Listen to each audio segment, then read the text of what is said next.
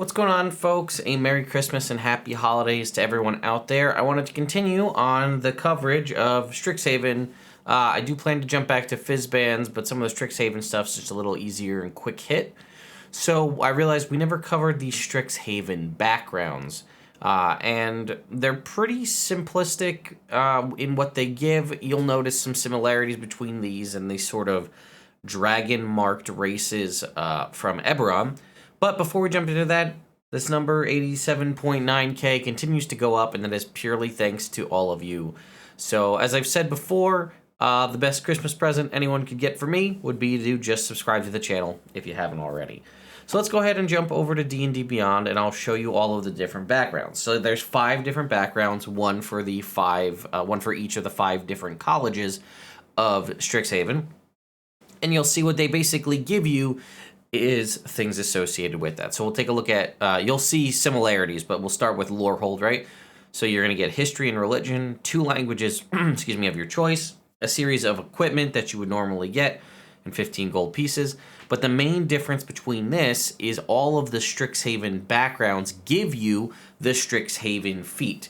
So it says, feature a Lorehold initiate. You gain the Strixhaven initiate feat, but must choose Lorehold. So if you're familiar, we did a video in the past about the feats where you can get the initiate feat, but you have to pick the school. In the background, it's obviously tied to whatever background you have, but the background itself gives you the feat for free.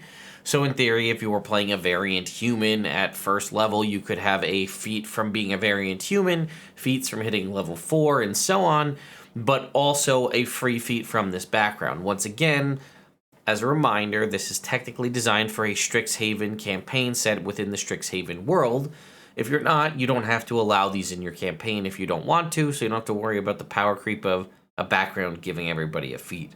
However, in addition to that, you also get this other benefit if you have the Spellcasting or Pact Magic feature, essentially a class feature that gives you the ability to cast spells. The spells on the Lorehold spells table are added to the spell list for your spellcasting class. Now, they're not considered automatically prepared, and they're not devoid of counting from the number of spells known. These are just spells that have been added to your spell list that you can then choose from whenever you're preparing your spells for the day or choosing your spells known. So the Lorehold spell options that you'll see it only goes through first through 5th level, are comprehend languages, identify, borrow knowledge, locate objects, speak with dead, spirit guardians, arcane eye, stone shape, flame strike, and legend lore. This one has obviously a lot of sort of knowledge-based ones, but it does have spirit guardians, one of the strongest spells in the game, so that's a pretty big benefit. Also things like arcane eye and legend lore. I've said it before, I feel like these expanded spell lists are best used on classes that have prepared spell lists, so I would say probably the cleric or the druid, because you have access to your entire spell list every day. It's just what spells you choose to prepare. Whereas something like a sorcerer or a bard has to choose a number of spells known. Having an expanded list like this is nice, and again, having that list for the wizard is nice, but they still need to have them in their spell book. Whereas the cleric and druid have access to the entire... Oh, and the paladin as well, I guess. But they have access to the entire spell list, and then when they go to prepare their spells daily, they can swap them, and having these all in the options of things to prepare is pretty nice. And it gives us a little bit of background stuff about building a Lorehold character, traits, and then Lorehold-specific trinkets. Only 6 of them, though. As far as other things, it says... any class or subclass that deals with the knowledge of the past. Clerics. It doesn't actually give you any other benefits of ideas for what to use for bonds, ideals, and flaws. It just gives you D6, so 6 different personality traits associated with the Lorehold. So you can obviously choose the other ones if you'd like from any of the other lists. But yeah, it is kind of a bummer that they don't even give you, as far as I could tell, any sort of, here's what I would, use the ideals, bonds, and flaws from the Acolyte background or something like that. I don't see anything there. They just gave us these couple of extra ones. They talk about different schools of magic and subclasses and things people might choose if they're a Lorehold profession. But yeah. Okay. And then a couple of trinkets. Yeah, you replace the trinkets table in the player's handbook with these trinkets. We'll move on to the Prismari student. Acrobatics and performance. A musical instrument or artisan's tools in a language of your choice. Again, we'll get the Prismari Initiate feat, and the expanded spells we're going to add to our list are Chromatic Orb, Thunder Wave, Flaming Sphere, Kinetic Jaunt, Haste, Water Walk, Freedom of Movement, Wall of Fire, Cone of Cold, and Conjure Elemental. I would say, once again, I feel like these also are super strong on a Cleric or a Druid. Specifically, I'm going to say Cleric, because Cleric doesn't get a lot of these sort of damaging spells, like things like Wall of Fire, Cone of Cold. But Haste on a Cleric, Haste on a Druid as well, very useful. Kinetic Jaunt's a new spell from this book, is pretty good. And I guess the Lorehold spells, I would probably throw these on a Druid, I think would be pretty cool. A Druid with Spirit Guardians wild shaping into their animal form with Spirit Guardians up would be pretty crazy. Similarly to before, 6 personality traits and 6 trinkets. The Quadrix student gets you Arcana and Nature, Artisan tools in a language of your choice, some equipment, and then the Quadrix Initiate feat, giving us the following additional spells: Entangle, Guiding Bolt, Enlarge, Reduce, Vortex Warp, Aura of Vitality, Haste, Control Water, Freedom of Movement, Circle of Power, and Pass Wall. Again, another pretty solid list of spells here. You have things like Haste, Entangle, and Guiding Bolt are both useful first level spells. Pass Wall is also exceptionally useful. And again, not typically a thing you'd have on something like a Druid or a Cleric. I'm using those as examples. Obviously, you could put these on a Sorcerer or a Bard, but again, you're still limited by the number of spells known you have. But having the expanded list is definitely a nice thing. Once again, 6 traits, 6 trinkets. In the Silver Quill student, we have Intimidation, Persuasion, 2 languages, the various equipment, and the Silver Quill Initiate, which gives us Dissonant Whispers and the ever-contentious Silvery Barbs, Calm Emotion, Darkness, Beacon of Hope, Daylight, Compulsion, Confusion, Dominate Person, and Rary's Telepathic Bond.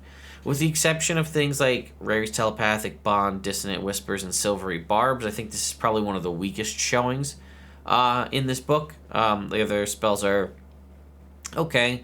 I mean, Calm Emotions, Darkness, Compulsion, and Confusion aren't bad spells, but they were wouldn't be the top of my list. Again, 6 traits, 6 trinkets. And then the last student on our list here is the Witherbloom student, which is kind of going to be your naturey death necromancy style one. Nature and survival, proficiency in the herbalism kit, and languages, 1 language of your choice. Various equipment, and the Witherbloom Initiate, which is going to get you the following spells: Cure Wounds, Inflict Wounds, Lesser Restoration, Wither and Bloom, Revivify, Vampiric Touch, Blight, Death Ward, Anti-Life Shell, and Greater Restoration. This is definitely, I think, one of the strongest ones. It is going to give you a lot of healing magic.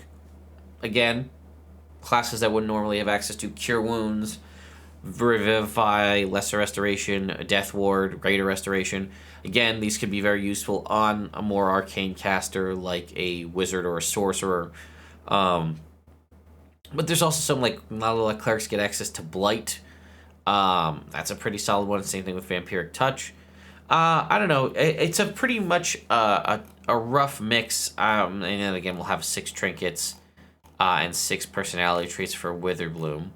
I think Witherbloom's a strong showing if you want to add healing to a class that doesn't normally have healing. Like I said, like something like a sorcerer or wizard, maybe a warlock as well. I feel like Silver Quill's on the weaker side. Quadrix, I like. Anything that's going to give you haste when you didn't normally have access to it is nice, as well as things like Pass Wall and even Entangle and Guiding Bolt. So Quadrix is solid. I think Prismari is a pretty good contender as well for a lot of kind of evocation, outright damage, and blasting. And then Lorehold, pretty solid. It might be my favorite just for the balance, right? Comprehend languages and identify are very useful first level spells. Locate object, not so much. Borrow knowledge, while it's one of the new ones in this book, I think is a little on the weaker side. Speak with Dead is situational. Spirit Guardians is super powerful. Arcane Eye and Stone Shape are very useful. Arcane Eye can be great for reconnaissance. Stone Shape can be essentially almost like a pass wall. Flame Strike is a big damage, and then Legend Lore, again, really good. Depending. I do have a video out on Legend Lore if you haven't seen it, where I bring up a lot of questions about it. So, yeah, overall, I think nothing is clearly the standout winner as far as which one's the best. Reminder that all of these are giving you essentially a free feat and then an expanded spell list if you happen to have spellcasting or pact magic. So, pretty useful. I don't think I'll be using these outside of a Strixhaven game, but I'm curious what your thoughts are. Would you employ these or some version of these in your homebrew world or in your campaign that you're running, even if it's not set in Strixhaven? It is a little powerful to give a background, the ability to grant a feat, but I'm curious, because the feat choice is so limited, if that rings okay with you.